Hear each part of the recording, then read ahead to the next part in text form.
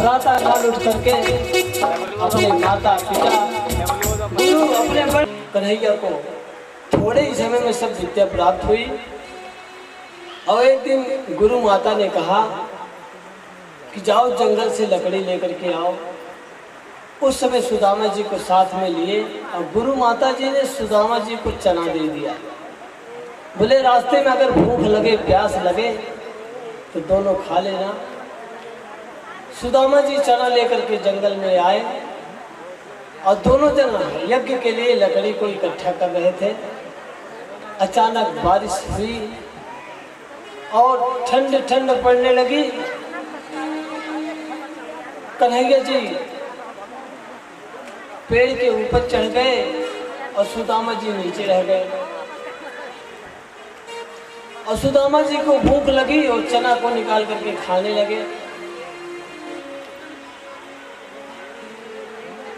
भगवान ने पूछा, अरे सुदामा, गुरु माता ने हमको कुछ दिया है कि नहीं दिया?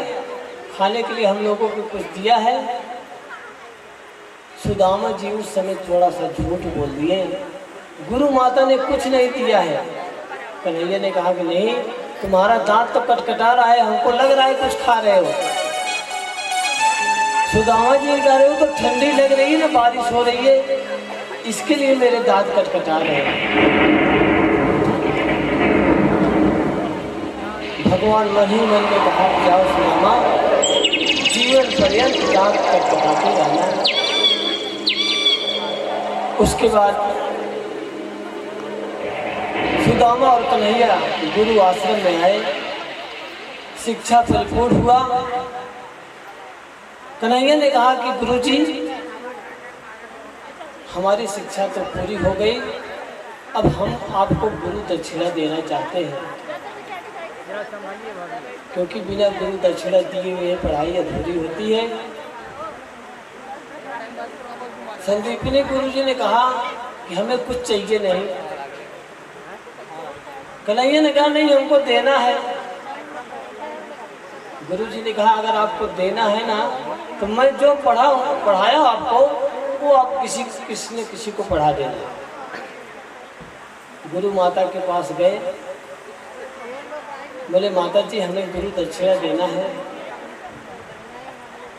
तो गुरु माता जी ने कहा कि हमारे पास एक पुत्र था जो नदी में डूब करके मृत्यु हो गई, अगर देना है तो हमारे लाला को ला करके दे दो।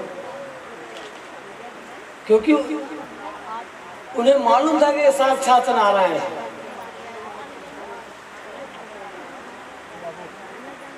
और गुरु माता की कामना को भगवान पूर्ण किए। उसके बाद मथुरा वापिस आ गए।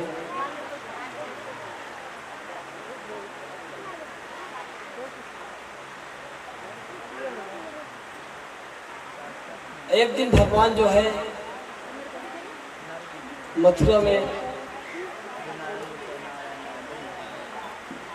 बैठे हुए थे, उनके सामने कोई भोजन लेकर के आया और भोजन में माखन मिश्री रख दिया। माखन मिश्री देखे भगवान भोजन को खाए नहीं। और भगवान जब नहीं खाए तो देवकी यशोदेव नहीं खाए। और उद्धव जी नहीं खाए। जितने मथुरा के वासी थे सब लोग जो है भूखे पड़ गए। जब भगवान नहीं खाए तो कोई नहीं खाया। ये बात उद्धव जी को अच्छी नहीं लगी। उद्धव जी आए भगवान के पास, बोले अरे कन्हैया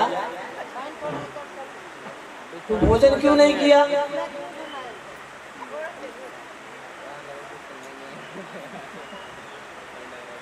कन्हैया ने कहा, अरे उद्धव, मैं थाली में माखन और मिश्री देखता हूँ, हमें हमारी मैया यशोदा याद आ जाती है, नंद बाबा याद आते हैं, हमारी भोली भाली गोपिकाएं याद आती हैं, राधा जी याद आ जाती हैं। उद्धव जी ने कहा, ये सब तुम्हारा नाटक है, कोई किसी को याद नहीं करता। अगर आप कहो तो मैं जाऊं गोकुल। कन्हैया ने कहा कि हाँ उद्धव, एक बार आप गोकुल जरूर जाओ। उद्धव जी का ज्ञान का बड़ा अभिमान था। भगवान ने विचार किया जब उद्धव जी गोकुल जाएंगे तो उनके ज्ञान का जो मद है, अहम है, वो सब मिट जाएगा, क्योंकि उद्धव भगवान के परम भक्त थे। तो अपने भक्त को मैं नहीं बनाना चाहते थे। भक्त के अंदर में मैं कभी ना आए, इसलिए भगवान हर प्रकार से उनकी रक्षा करते हैं। वही कहने लगे, अरे उद्धव एक बार कम से कम गोकुल जाओ तो सही। उद्धव ने कहा, तुम अपने गोकुल में सबके लिए पत्र दे दो हमको।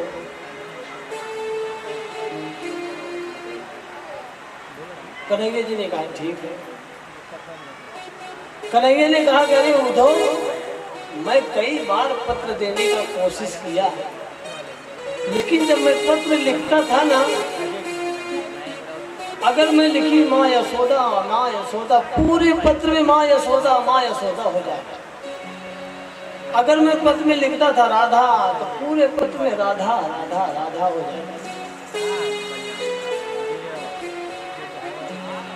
बोले तुम तो पागल हो, आज तक पत्र मत लिखो, कोई सूचना दे दो हमको।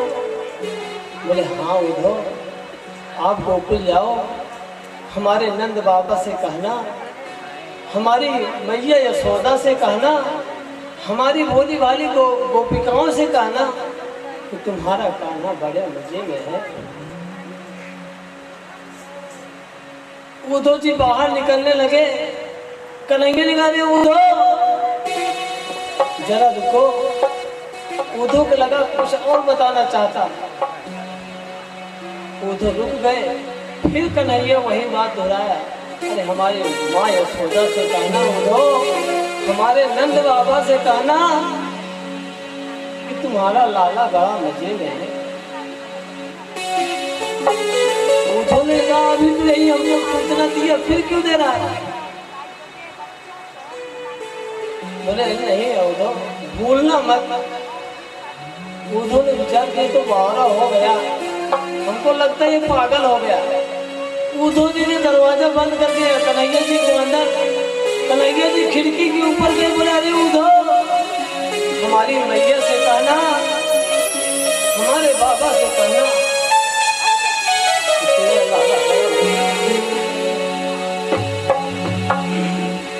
मैया को सुनैयो उद्धव, मैया को सुनैयो, तेरो लाल बड़ा दुख पावे हो। मोरी मैया को सुनैयो उद्धव, मैया को सुनैयो, तेरो लाल बड़ा दुख पावे हो। मोरी मैया को सुनैयो उद्धव, मैया को सुनैयो, तेरो लाल बड़ा दुख पायो हो।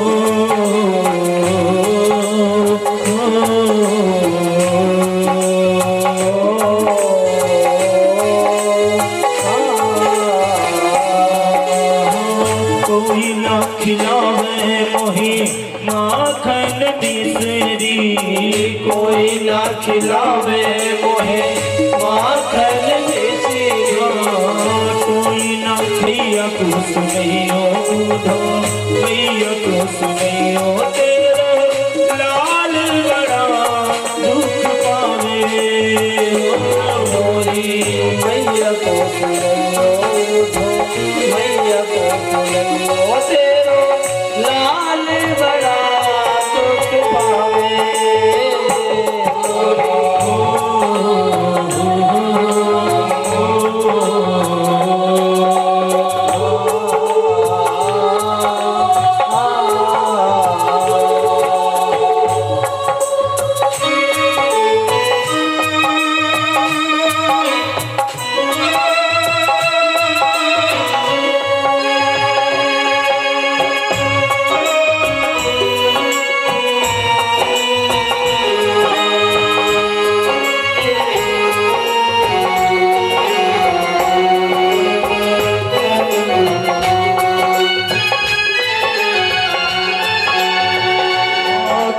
मिश्री का नाम न जानो माखन मिश्री का नाम न जानो माखन मिश्री का नाम न जानो माखन मिश्री का नाम न जानो नुआ कहीं कहीं कोई ना बुलावे कनुआ कहीं कहीं कोई न बुलावे मैया को सुनियो मैया को सुनियो तेरो लाल बड़ा दुख पावे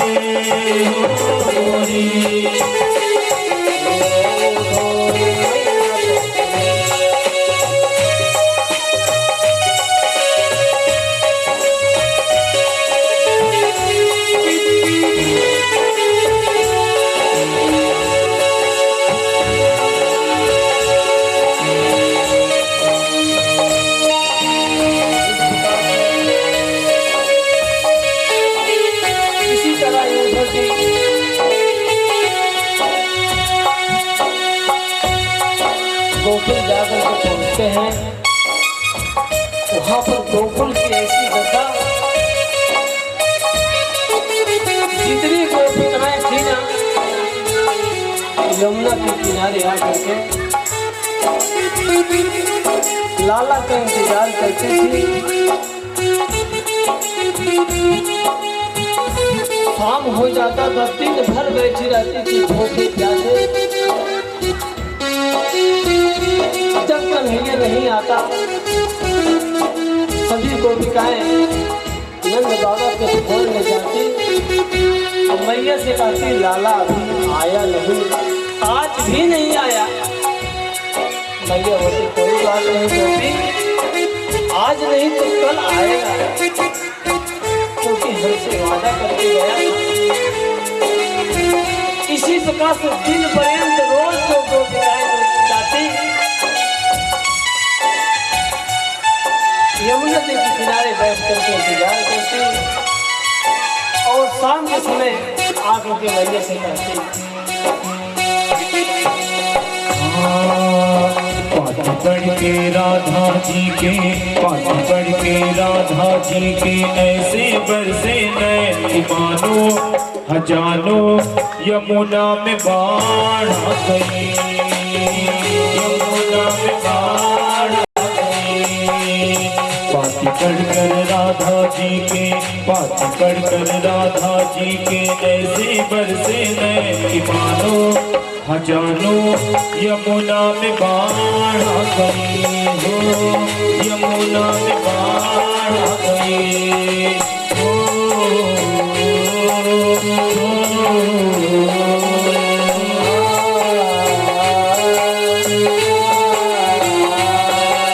पढ़ कर के पाती राधा रोई, नैनों की निदिया हर कोई।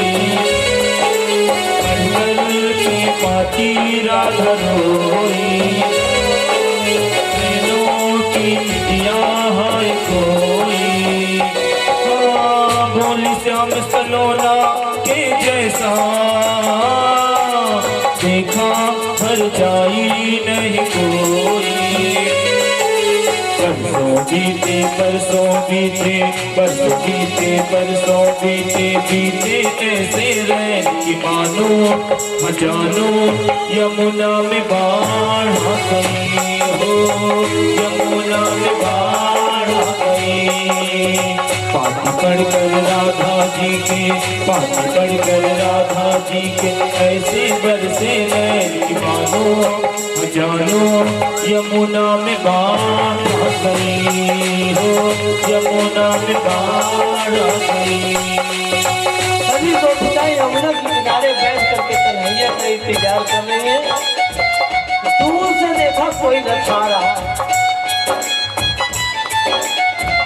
गोपिकाएं थोड़ा प्रसन्न हुए, बोले अरे राधा, लगता है मेरा लाला आ रहा है, मेरा कन्हैया आ रहा है। जब रथ नजदीक आया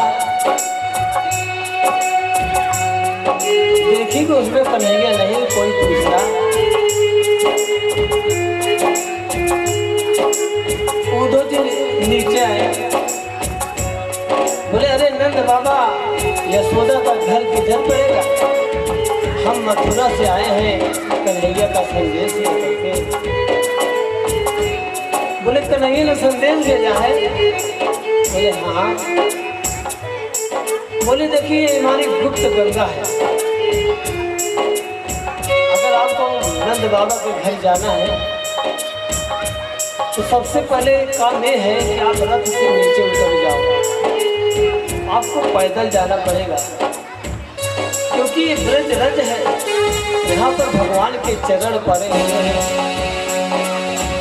और अगर यशोदा मैया के घर जाना है ना तो हम लोगों की एक गुप्त गंगा है।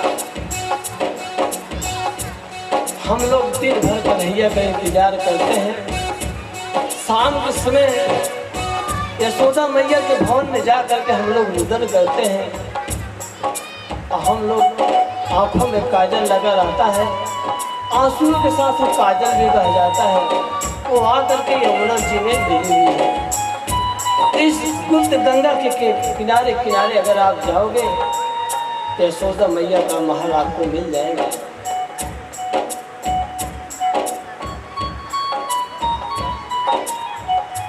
और यशोदा मैया के घर के ऊपर एक कौवा काँव काँव किया। यशोदा ने कहा अरे कौवा, तू रोज काँव काँव करता है लेकिन मेरे लाला का संदेशा लेके नहीं आता। अगर मेरे लाला का संदेशा लेके आओ ना, ये जो तुम्हारे चोंच है ना उसमें मैं सोना गढ़वा दूं और ये पंख है ना इसमें चांदी के पतरे लगवा दूं, सिर्फ मेरे लाला का संदेश ला दे। तू रोज काँव काँव करता है। ऐसे बोल करके यशोदा मैया बेहोश होकर के जमीन में गिर जाए। कुछ गोपिकाएं थी उठा करके पानी पिलाए, जल सेवा करे। अब इधर पूछते पूछते जो है उद्धव नंद बाबा के घर पहुंचे। नंद बाबा तो जानते थे, बड़ा स्वागत किए, सत्कार किए, बैठाए और कन्हैया का पत्र नंद बाबा को दिए।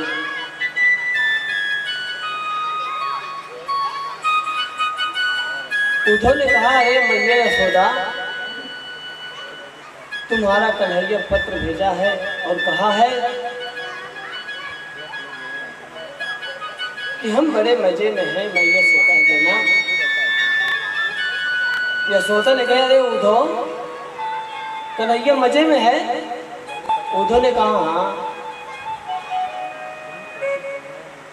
यशोदा मैया ने कहा अरे उद्धव ये बताओ मेरा लाला जो माखन मिश्री खाता है क्या? उद्धव ने विचार किया अगर मैं ना बोल दूंगी मैया को दुख होगा, अगर हाँ बोल दूंगी हो सकता थोड़ा प्रसन्न हो जाए।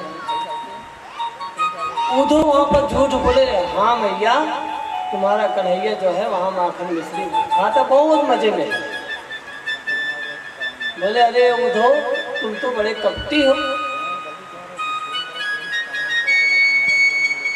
मेरा लाला माखन मिश्री हमसे वादा करके गया था, भैया जब तक तू सामने नहीं रहेगी मैं माखन मिश्री को छूऊंगा नहीं, स्पर्श भी नहीं करूंगा। और तू और मेरे कन्हैया मजे में है।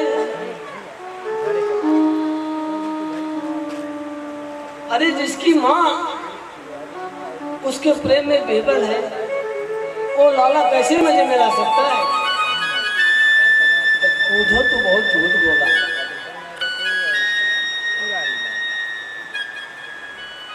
सभी गोपिकाएं इकट्ठा हो गई घर में। उद्धव जी ने कहा, रे तुम लोग क्या कृष्णा कृष्णा लगा के रखी हो, निरंकार ब्रह्म की उपासना करो, कोई कृष्णा उष्णा नहीं है। गोपिकाएं कह रही है कि अरे उद्धव ठीक है, तुम्हारी बात मैं मान लेती हूँ, चलो मेरे साथ गौशाला में। सभी